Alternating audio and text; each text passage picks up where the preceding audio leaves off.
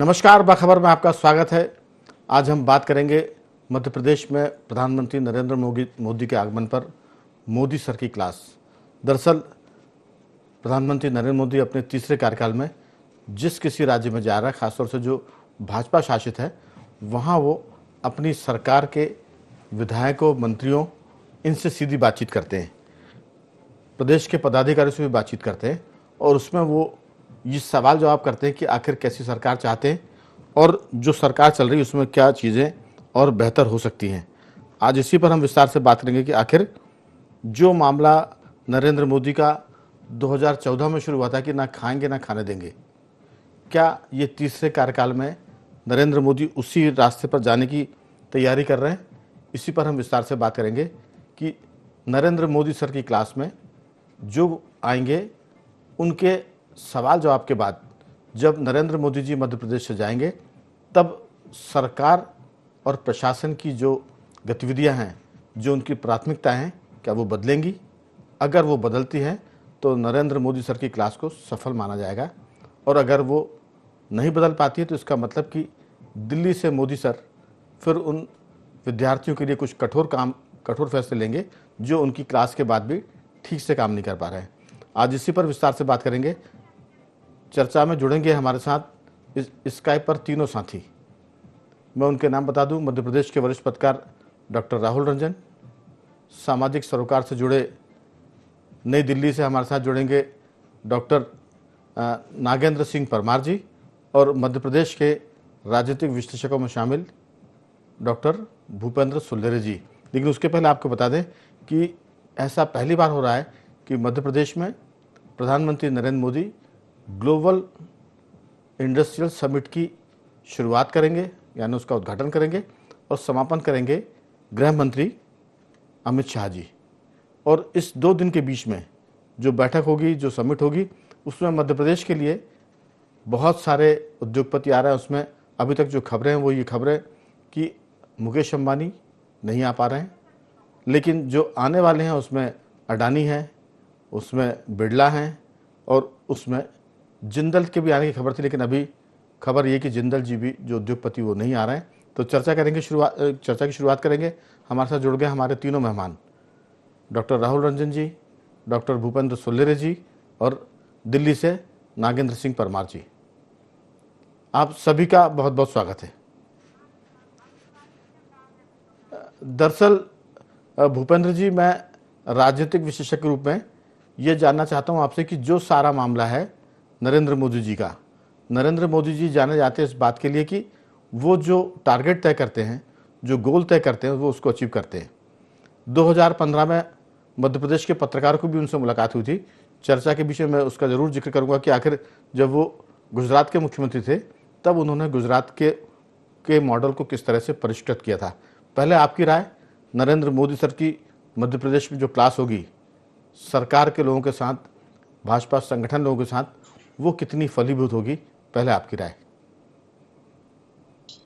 निस्संदेह रूप से प्रधानमंत्री नरेंद्र मोदी जी अपने संगठन, उससे पहले जब प्रधानमंत्री नहीं बने थे, उससे पहले संघ की पृष्ठभूमि से रहे, संघ के प्रचारक रहे और फिर उसके बाद बीजेपी में उन्होंने काम देखा और बीजेपी में जनरल सेक्रेटरी के रूप में कार्य किया, कई राज्यों में प्रभारी रहे और उनको भौगोलिक और राजनीतिक रूप से दोनों चीज का लंबा अनुभव है और संगठनात्मक रूप से उनको कैसे गढ़ा जाता है और नए नवाचार करने की भी उनके अंदर, और सबसे महत्वपूर्ण ये है कि वो टेक्नोलॉजी के साथ चलते हैं।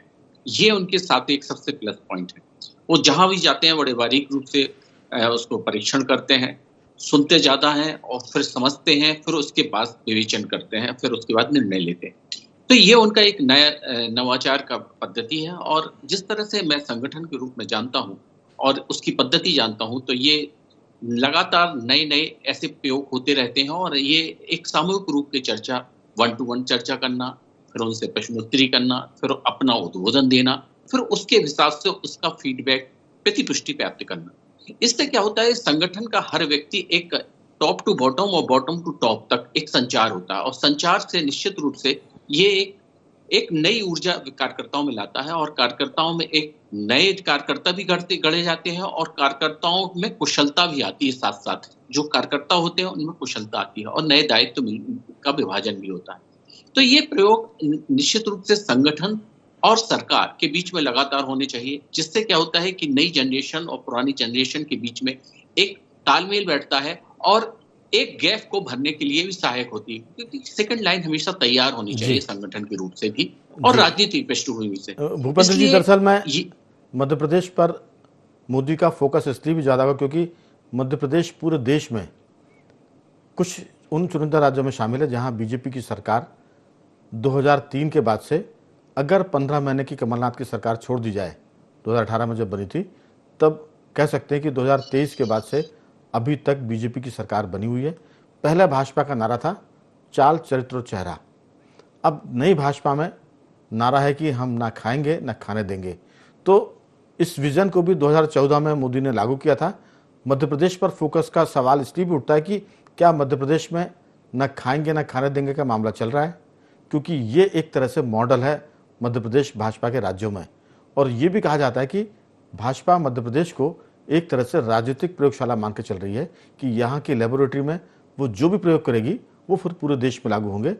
अभी इसलिए मोदी की हम क्लास की बात कर रहे हैं जिसमें बीजेपी के सभी 163 विधायक होंगे, विधानसभा अध्यक्ष होंगे, केंद्रीय मंत्री होंगे, राज्यसभा के सदस्य होंगे और लोकसभा के सभी 29 सदस्य भी इसमें शामिल होंगे। तो मामला महत्वपूर्ण लगता है। ग्लोबल इन्वेस्टर समिट तो महत्वपूर्ण है ही है, लेकिन मोदी की जो क्लास है उस क्लास के बाद मोदी दिल्ली जाकर जो फैसले करेंगे और जो निर्देश देंगे, मुझे लगता है कि वो महत्वपूर्ण होंगे, क्योंकि अनुराग जैन जो मध्य प्रदेश के चीफ सेक्रेटरी हैं वो दिल्ली से ही, इसके पहले वो दिल्ली में कार्यरत थे और पीएमओ में उनकी महत्वपूर्ण भूमिका रही है। तो वो जानते हैं कि मोदी की कार्यशैली क्या है। मध्य प्रदेश की डीजीपी और डॉक्टर मोहन यादव मध्य प्रदेश के मुख्यमंत्री, ये तीनों एक त्रिकोण है जो अगर मोदी के बताया रास्ते पर चला तो मध्य प्रदेश का कई मायने में बहुत उद्धार हो जाएगा। खासकर से हम बात कर रहे हैं तो गुड गवर्नेंस की और ना खाएंगे ना खाने देंगे की। मैं लौटूंगा, ये 2-3 सवाल आपके पास छोड़कर जा रहा हूँ। मैं आता हूँ नागेंद्र जी आपकी तरफ। दिल्ली में हाल ही में बड़ा परिवर्तन हुआ है। बीजेपी ने पहली बार की विधायक को मुख्यमंत्री बनाया है। आपकी राय, मोदी की जो कार्यशैली है उसको आपने दिल्ली में नज़दीक से देखा है और बीजेपी के लोगों का रिएक्शन क्या है जो रेखा गुप्ता मुख्यमंत्री बनी है, और साथ में जो कार्यशैली अपनाई जा रही है दिल्ली सरकार की। पहली बैठक उनकी हुई है यमुना किनारे और उसके बाद वो आयुष्मान कार्ड की बात उन्होंने की है कि जो 5 लाख का जो आयुष्मान कार्ड गरीबों को मिलना था इलाज के लिए, वो केजरीवाल की सरकार के चलते वो सुविधा दिल्ली वासियों को मिल नहीं पा रही थी। तो मध्य प्रदेश तो ठीक है, लेकिन मोदी के मामले में प्रधानमंत्री मोदी की कार्यशैली को लेकर आप किस ढंग से सोचते हैं, क्योंकि अब वो हर राज्य में जा रहे हैं जहां बीजेपी की सरकार है, वहां वो लोगों से मिल रहे हैं। हम उसे नाम दे रहे हैं मोदी सर की क्लास। आपका इस पर क्या सोचना है? जी राघवेंद्र जी, देखिए, मोदी जी ने 2014 में जब सत्ता में आए वो, तो उन्होंने सबसे पहले जो बात करी थी वो ये कही थी कि भ्रष्टाचार मुक्त शासन हो, और जो आपने कही कि ना खाएंगे ना खाने देंगे। और भाजपा संगठन और मोदी जी ये जानते हैं कि इस मामले में प्रगति तो हुई है, लेकिन इस मामले में आशानुरूप जितना कायाकल्प होना था वो होना भी बाकी है, गुंजाइशें अभी बचती हैं। दूसरी बात, मोदी जी अपने इस तीसरे कार्यकाल में सुनिश्चित करना चाहते हैं कि जितने भी उन्होंने वादे और घोषणाएं कर रखी हैं पिछले 10 सालों में जो हुई हैं, उनको 100% कोशिश उनकी ये है कि उनको इम्प्लीमेंट किया जाए। और ये संगठन और सरकार दोनों के मामले में है। अगर हम दिल्ली की तात्कालिक बात करें तो देखिए, इसके जरिए उन्होंने ये दिखाया है कि उन्होंने आरक्षण दिया है, महिलाओं की राजनीति में भागीदारी की बात करी, तो उसी भागीदारी वाली बात को आगे बढ़ाते हुए उन्हें रेखा गुप्ता जी को मुख्यमंत्री बनाया है।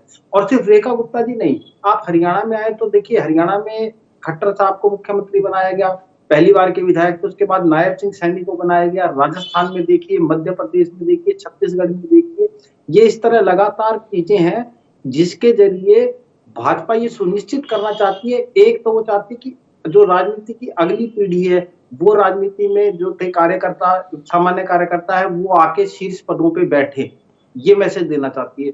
दूसरा, मैं ऐसा मानता हूं कि मोदी जी के दिमाग में कहीं ना कहीं ये बात है कि जो सपने, जो उम्मीदें और जो आशाएं रखते हैं अपने मन में देश के प्रति और गुड गवर्नेंस के प्रति, उनके राज्यों के जो भी मुख्यमंत्री हैं कम से कम और चुने गए, और उनके मंत्रिमंडल में जो केंद्रीय मंत्रिमंडल में लोग हैं, वो भी उसे उसी आंखों से देखे जी। उनका भी वही सेम सपना हो, वही उम्मीदें हो उनकी, वही सपना हो उनका, वही उनकी इच्छाएं हो जिसको वो इम्प्लीमेंट करना चाहते हैं। और देखिए, अगर 2047 में अगर मोदी जी भारत को विकसित राष्ट्र बनाने की बात करते हैं, वो चाहते हैं कि भारत सामरिक और आर्थिक दृष्टि से विश्व शक्ति बने, तो उसमें बहुत जरूरी है कि राज्य जो है, राज्य दर राज्य, हर राज्य बीमारू राज्य ना रहे, उसकी अर्थव्यवस्था भी सुदृढ़ हो, क्योंकि जब राज्यों की अर्थव्यवस्था सुदृढ़ होगी तब देश की अर्थव्यवस्था सुदृढ़ होगी, देश की अर्थव्यवस्था सुदृढ़ होगी तो हम विकसित रास्ते की ओर जाएंगे।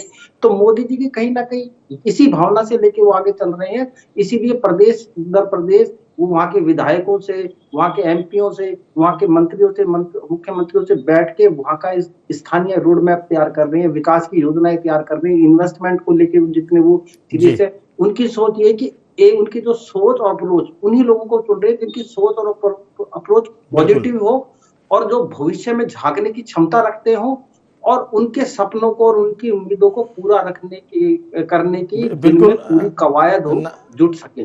नागेंद्र जी, आप बिल्कुल ठीक कह रहे हैं।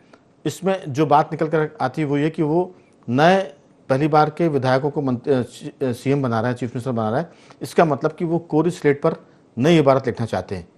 पुराने विधायक पुराने चीफ मिनिस्टर को जब बनाएंगे तो उनकी एक वो टाइप्ड हो जाते हैं। तो मुझे लगता है कि इस पर उनका भी एक दृष्टिकोण होगा कि नए एक बार के पहली बार के विधायक को सीएम बनाएंगे तो वो उसको जैसे चाहे वैसे वो काम करा सकते हैं, अपने उसमें ढाल सकते हैं। राहुल जी, मोदी और बीजेपी सरकार का नारा है कि नेशन फर्स्ट, उसके बाद वो कहते हैं कि वन नेशन वन इलेक्शन, और फ्री बीच पर भी बीजेपी ने विरोध किया था, लेकिन अरविंद केजरीवाल की फ्री बीच की घोषणाओं के चलते बीजेपी को भी उसी ट्रैक पर आना पड़ा और उनसे आगे बढ़कर फ्री बीच की घोषणा करनी पड़ी।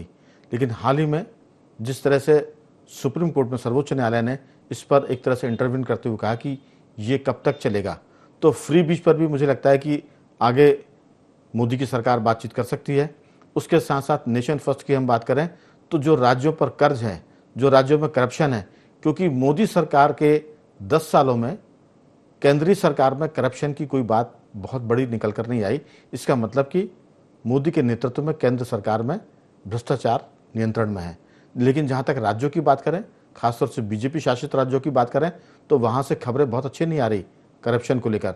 आपकी राय, जो मोदी सबसे बातचीत कर रहे हैं उनके उसके मायने क्या है? इसका मतलब कि उनका जो टारगेट है, जो ट्रिगर है, अब वो करप्शन पर भी आने वाला है।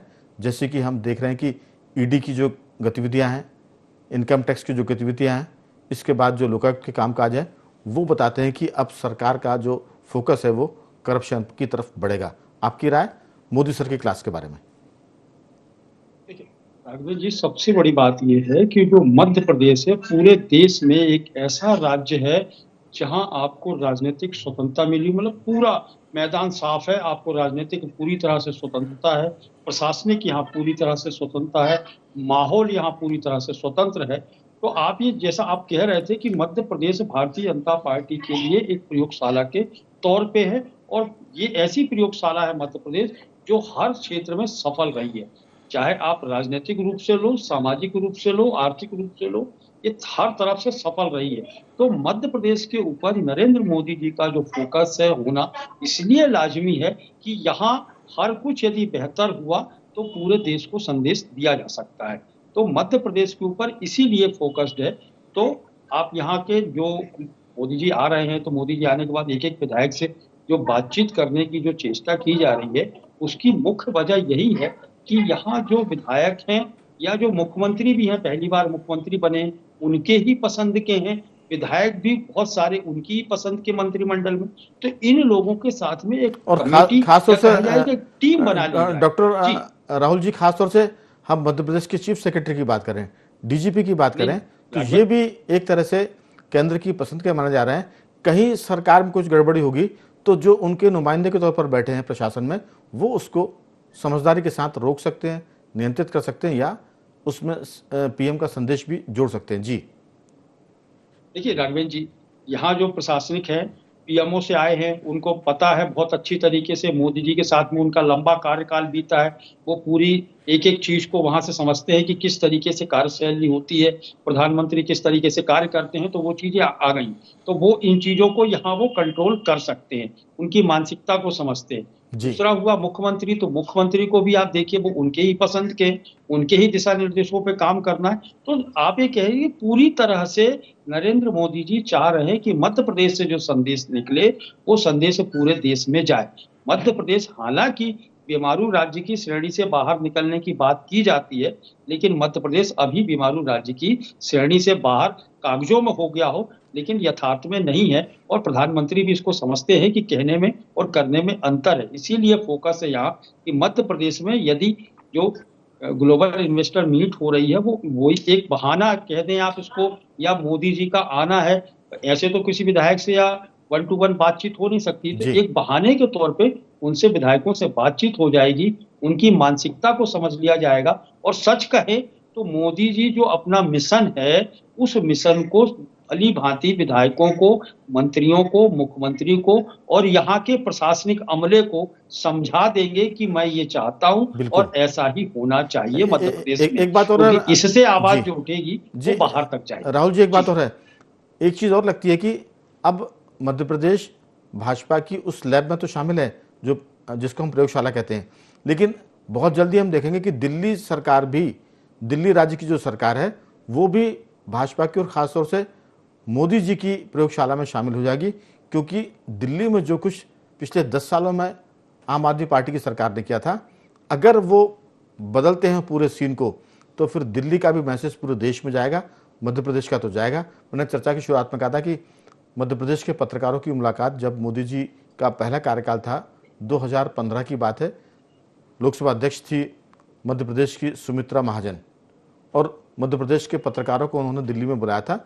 लोकसभा की कार्रवाई के साथ साथ एक 3 दिन का उसमें कार्यशाला रखी गई थी। तब मोदी जी से मुलाकात हुई थी लोकसभा सत्र के चलते। मोदी जी ने कहा था कि एक राजनेता को, एक राजनीतिक व्यक्ति को उसके संपर्क जनता से बहुत होने चाहिए। उन्होंने एक छोटा सा किस्सा बताया था कि जब वो चीफ मिनिस्टर थे उसके पहले जब वो जनता के बीच में काम करते थे संघ के प्रचारक के रूप में, भाजपा के नेता के रूप में, संगठन के तौर पर, तब उनके काफ़ी संपर्क थे गांव-गांव में। अचानक एक दिन रात को 12 बजे सीएम हाउस में फ़ोन आता है और वो फ़ोन था एक किसी भाजपा कार्यकर्ता का जिसने कहा कि मुझे मुख्यमंत्री मोदी जी से बात करनी है। बताया गया कि मोदी जी सो गए हैं, वो बात नहीं कर पाएंगे। उसने कहा कि मैं फलाना आदमी बोल रहा हूँ और बहुत ज़रूरी उनसे बात करनी है, आप बताइए कि जो मैं बोल रहा हूँ मेरा नाम लेकर बताएंगे तो वो मुझसे बात करेंगे, मुझे एक गंभीर संदेश देना है। बहरहाल मोदी जी की उनसे बात होती है। वो कहते हैं कि मोदी साहब, मैंने अपने गांव के पास में जो रेलवे ट्रैक है वहाँ बहुत जोर के एक धमाके की आवाज़ सुनी है, ऐसा लगता है कोई बड़ा भारी एक्सीडेंट हुआ है। मैं घटनास्थल पर जा रहा हूँ और वहाँ से आपको आके दोबारा फ़ोन करूँगा कि क्या हुआ है। होता यह है कि वो घटनास्थल पर जाता है, मोदी जी को दोबारा फ़ोन करता है और कहता है कि ट्रेनों का एक्सीडेंट हुआ है, बहुत लोग उसमें घायल हुए हैं। इतना कह के बात खत्म हो जाती है।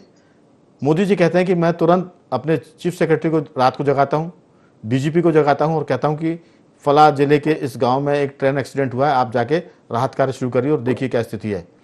उन्होंने कहा कि सुबह तक लाइन क्लियर हो गई थी, ट्रेन की आवाजाही शुरू हो गई थी, घायलों को अस्पताल पहुंचा दिया गया था और जो सरकार कर सकती थी वो रातों रात उनकी सबकी तीमारदारी कर दी गई थी। उस समय लालू जी रेल मंत्री हुआ करते थे। लालू जी को जब खबर लगती है सुबह, वो 11-12 बजे करीब घटनास्थल पहुंचते हैं, वहां पर सब चीज़ें साफ हो जाती है। तब लालू यादव ने कहा था कि नरेंद्र मोदी जी ने मुझे बर्फ के पत्थर मारे, बर्फ के पत्थर मारे, यानी पत्थर मार भी दिए, चोट भी लग गई और बर्फ घुल गया तो निशान भी नहीं मिले। उन्होंने कहा कि जब राजनेता का संपर्क ऐसा होता है तो बहुत सारी मुसीबतें, बहुत सारी बड़ी घटनाएं टल जाती हैं। ये एक उन्होंने सूत्र दिया था कि किस तरह से राजनेताओं को, खासतौर से जो सरकार में, उनको काम करना चाहिए। आपकी इस पर टिप्पणी डॉक्टर भूपेंद्र जी। इनपुट वाले क्या सो गए? भूपेंद्र जी आवाज आ रही है? भूपेंद्र जी से अभी हम संपर्क जोड़ रहे हैं। नागेंद्र जी मेरी आवाज सुन पा रहे हैं? जी जी मैं सुन पा रहा हूँ। दरअसल जो किस्सा था आपने सुना नरेंद्र मोदी के, जो मैंने बताया, वो इस तरह की गवर्नेंस करना चाहते हैं कि घटना हो, सूचना मिले और सरकार तुरंत कार्रवाई करे, त्वरित कार्रवाई करे, जिससे लोगों को लाभ मिले। आपकी इस पर टिप्पणी, फिर मैं आऊंगा भूपेंद्र जी के पास और अंतिम टिप्पणी दूंगा राहुल जी से। समय कम है, जल्दी से अपनी बात पूरी करें। जी राघवेंद्र जी, देखिए इसमें तो कोई शक ही नहीं है कि नरेंद्र मोदी जी एक दूरदृष्टा है। वो बहुत दूर की सोचते हैं और सबसे बड़ी बात है क्योंकि उनकी संघ पृष्ठभूमि है और वो प्रचारक रहे हैं, तो वो जमीन से जुड़े रहे हैं, कार्यकर्ताओं से रूबरू होते रहे हैं।